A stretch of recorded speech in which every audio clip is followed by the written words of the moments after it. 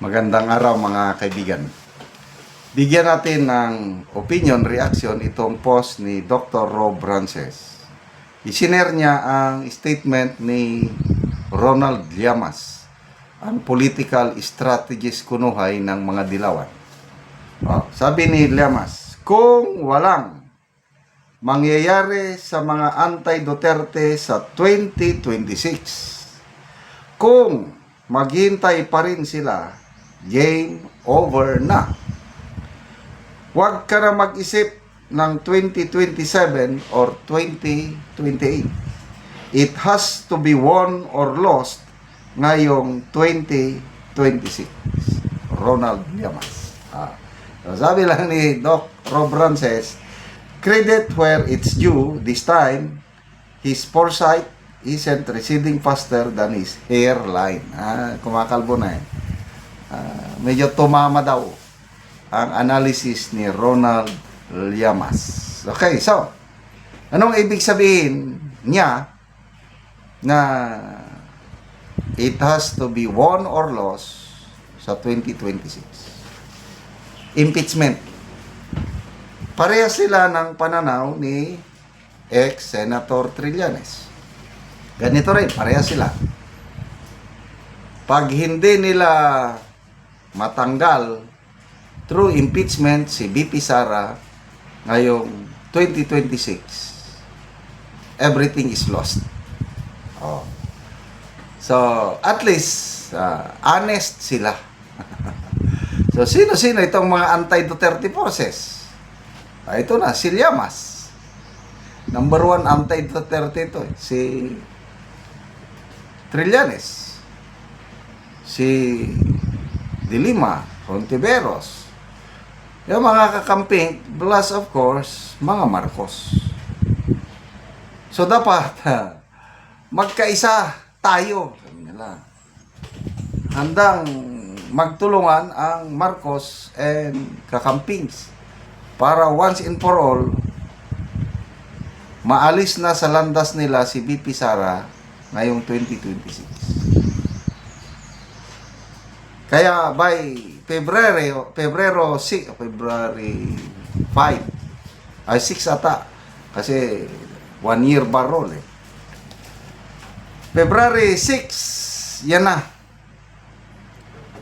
impeachment case versus VP Sara siguradong isasampa na sa Kamara. Mag-uunahan na ang Akbayan at Makabayan plan. So this time, magiging mas maingat na sila para hindi na maulit yung kapalpakan nila yung February 5, 2025 na impeachment case na yung biglaan, perma kagad, kapalit ng magkano, I don't know. So, uusad ba ang impeachment ni VP Sara? Kung ako yung tatanungin, yes, uusad dahil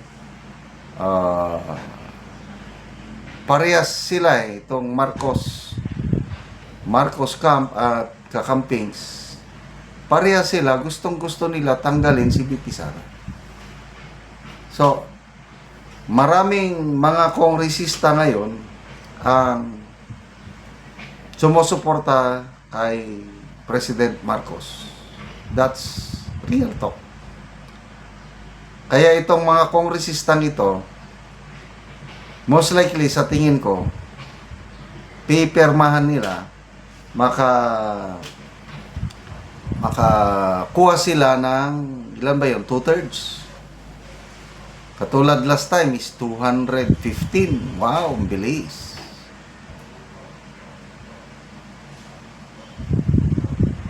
So, granting, makakakuha sila ng 2/3 signature ng mga kongresista. Kasi sinasabi na ni Senator Aimee na yung budget, yung giniling na pork, gagamitin yun para incentive sa mga magperma sa impeachment ni VP Sara. Na dinideny naman ng iba. Wala. So, Pagpalagay natin, makagather sila ng enough perma, aakyat sa Senado. Nandyan ang tunay na labanan sa Senado.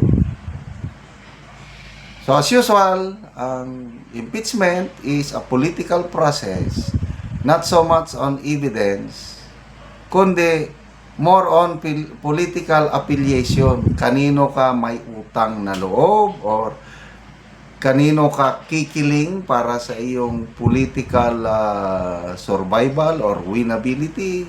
Ganyan lang naman eh. Hindi naman na parang regional trial court or Supreme Court ang impeachment court. Politiko talaga ang ano. It's an political tool against somebody. Oh. So, hindi ako nababahala. Kasi, nandyan na po sa Senado ang ating Minority 9. Lahat yung Minority 9 na yan, boboto para sa acquittal ni BP Sara. So, panalo na tayo. Kasi para matangkal nila through impeachment si BP Sara, kailangan nila ng 16 senators. Kung may siyam na boboto sa acquittal ni BP Sara, 15 lang ang kanila, di talo na. So, goodbye, my teacher, goodbye. Wala na. Kahit sa majority senators, meron pang pipirma dyan, yung magkapatid na Bilyar. Si Senator Pia Cayetano, si Senator Zubiri, Senator Ligarda. Ayan. So, 9 plus 5, 14. Talo sila. Kaya nga, game over na. Wala na. Kahit ano, magtambli-tambling pa sila, wala na talaga silang magagawa hanggang 2028. Mayroon pang isang prediction nitong si Llamas. So, pabago-bago eh. Sabi niya, kapag nagtandem Leni Robredo and Bongbong Marcos, game over. Bakit ngayon sasabihin niya na it has to be won ngayong 2026? Ibig sabihin, hindi siya sigurado doon sa kanyang tandem na Leni Robredo, Bongbong Marcos. Kaya selective ang kanyang ano. Hindi na ako believe dito sa analyst na ito. Salamat mga kaibigan sa inyong pagsubaybay sa ating channel. Nakakatulong kayo ng malaki sa tribong Talandig ng Bukidnon dahil ang income natin sa channel na ito is pantulong sa tribo. Namimigay tayo ng libreng yero at pako para makapagpatayo sila ng mas maayos na tirahan. Panoorin nyo ang video nito. Una si Angkol ang natagaan og yero. So, salamat daw nga tabangan siya og sin. Sandig. So, bisandig lang ni Angkol ang yero. So, muna ni ang itsura sa iyang balay. O karon muna ni ang itsura sa balay ni Angkol sa tagaan ng Bugero. So, mga buslot-buslot na gyud gipang tapakan lang gani ang uban. Tapak-tapakan ko rin. Makita gid nato nga kuan gid kaayo ang iyang yero.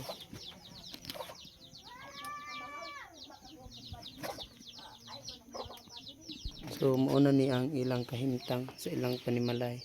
O karon Kol, pila na ni katuig ang imong balay sa imong atop ngayon ani ang itsura? 12 na katuig. 12 na katuig. Kay kuan natay mga kurtahan igo naman sa pagkaon. Basta nga daot na ng mga sin. Oo, so lagid ka nakaatop. Wa ko makaatop. So unsa ra day imong trabaho Kol? Mais, Mais lang. So gabasok lang gyapon. gabasok.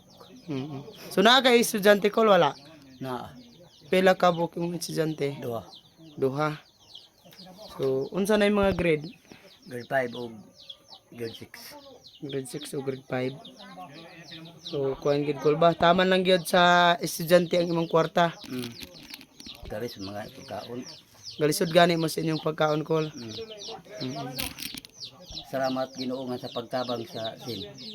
Oo nga kwan. So naa pa kay asawa karon Col? Nagkuan na daw man siya nag-approve ng pass hindi na to siya mag. Oo, so nakalakaw siya. Mm. So ikaw lang karon ang nabilin sa balay. Oh, Oo. siguro. So nagpasalamat si Uncle sa Ginoo sa nagtabang sa sin nga makaatop na gid siya. Salamat kay Col. Salamat.